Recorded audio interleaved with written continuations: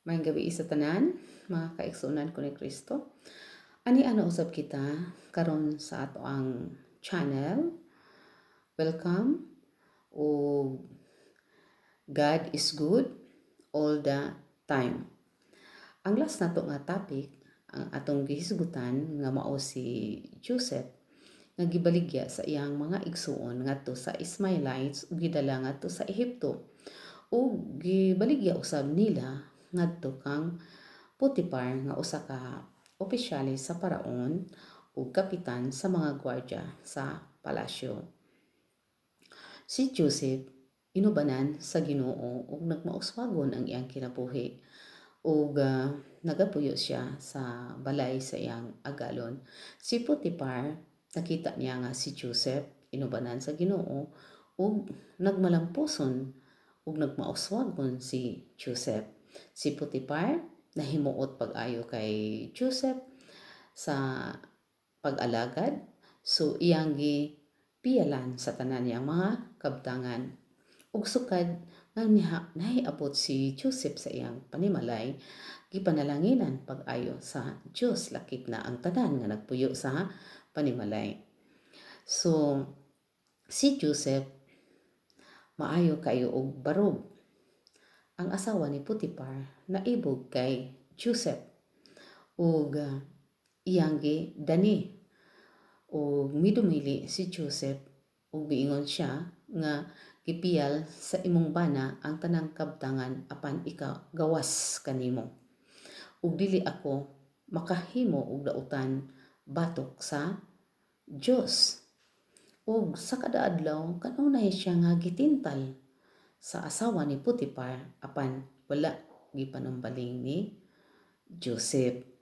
Ug dunay usa ka adlaw nga sila lang duha mingaw kaayo, so gigunitan sa kamot si Joseph sa asawa ni Potiphar ug bidagan si Joseph ug nahibilin ang kupo ug maoy iyang pang-istorya sa mga tao nga diha sa ilang panimalay nga siya buot panamastamasan ni Joseph apan misyagit siya ug bidagan si Joseph ug nahibilin ang kupo. Ug iya kining gitaguan kay inig-abot siya ang bana, iyang isulti ngadto kay Potiphar. Sa pag-abot siyang bana, iyang gisultian nga kana si Joseph nga imong piniyalan, buot ako niyang panamastamasan apan misyagit ako ug bidagan siya ug natagak ang iyang kupo. Ug diha gipatawag si Joseph ug suko kayo si Potiphar ug iyang pabilanggo. Dito sa bilangguan, si Joseph giubanan sa Dios. Nahimo siya dito nga kasaligan o piniyalan sa bilangguan. Ug adunay duha ka tawo nga nakasala sa agalon ug gipapriso sa hari sa Ehipto nga tighimo og bino ug panidero. Nga nagdamgo sila nga naghasol kay sa ilang hunahuna kung unsay buot ipasabot sa ilang damgo. Ug miingon si Joseph nga wala ako'y katakos sa paghubad sa inyong damgo, gawas iya sa Dios. So misulti ang tighimo og bino nga diha ako sa atubangan sa punuan sa paras ug adunay tulo ka sanga nga namunga ug panahon sa timbunga ug nangahinog kini ug diha sa akong kamot ang kupa ni Paraon ug akong gipuga ang bino ug gihatag ngadto kay Paraon. So miingon si Joseph ang tulo ka sanga nag pasabot na sa tulo ka adlaw nga ipatawag ka ni Paraon ug pasayloon ug ibalik ang imong mga buluhaton. So kung ano adtua ka na didto, pasulti si Paraon sa akong kinabuhi nga ako dagit ako gikan sa Hebreo ug gipabilanggo nga walay kapasikaran nga sayop nga nahimo. So ang tighimo og bino wala mo istorya. So ang panidero na usab ang misugilon sa iyang damgo kang Joseph nga adunay tulo ka basket nga iyang gilukdo ug puno sa nagkalain-lain nga pan ug ang pan nga iyang ihatag ni Paraon gipangkaon sa langgam.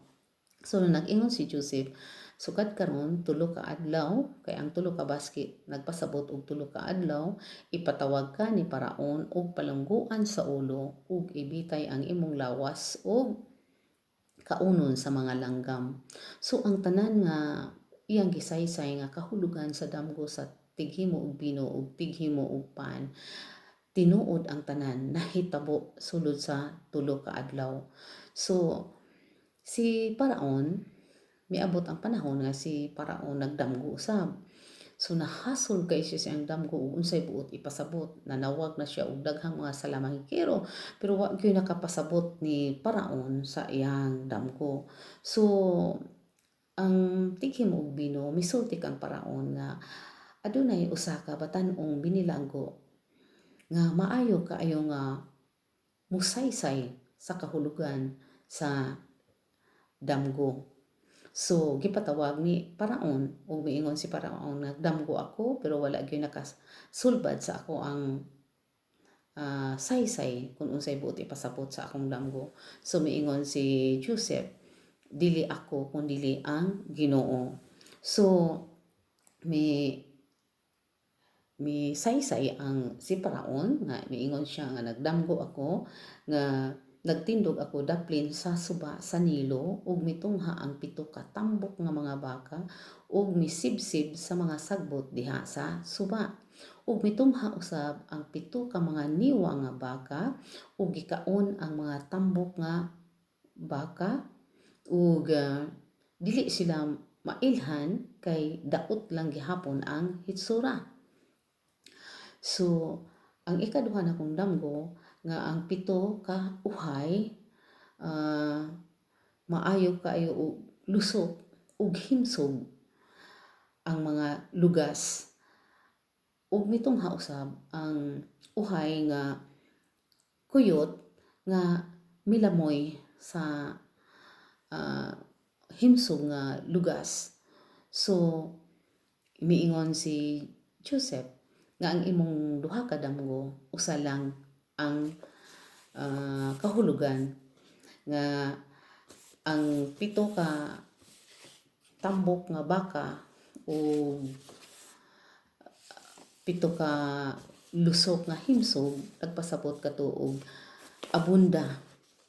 Dunay pito ka tuig nga abunda ug ang katong niwa nga baka o kuyos nga uhay nagpasabot kato nga dunay pito ka tuig nga gutom. So mangandam nga magtigom gyud pag-ayo kay kung dili gyud magtigom abuton jud ang Ehipto ug kaalaot kay wala nay pagkaon. So mao to mga kaigsuonan ko ni Kristo nga nakita ni Joseph the dreamer ug iyang gipasabot og unsay kahulugan sa damgo ni Paraon o Putipar. So ato nang masayran na sa sunod na tong video atong ipasabot kung unsang kauswagan ang gihatag sa Ginoo ni Joseph nga iya nang gisaysay ang kahulugan sa damgo ni Paraon. So mga kaigsuonan ko ni Kristo, mangandam ta nga basin mo aptan tinggutom na rabaron kay gikan sa COVID, no, di ba? Pila na katuig, usa na katuig nag-COVID ta. So daghan na kaayong gigutom. Tibuok kalibutan karon nag krisis sa atong health, krisis sa atong pinansya, pero do na patay paglaom nga mao ang Dios sama ni Joseph nga ubanan siya sa Ginoo kay si Joseph mahadlokon sa Dios ug mobuhat og daotan.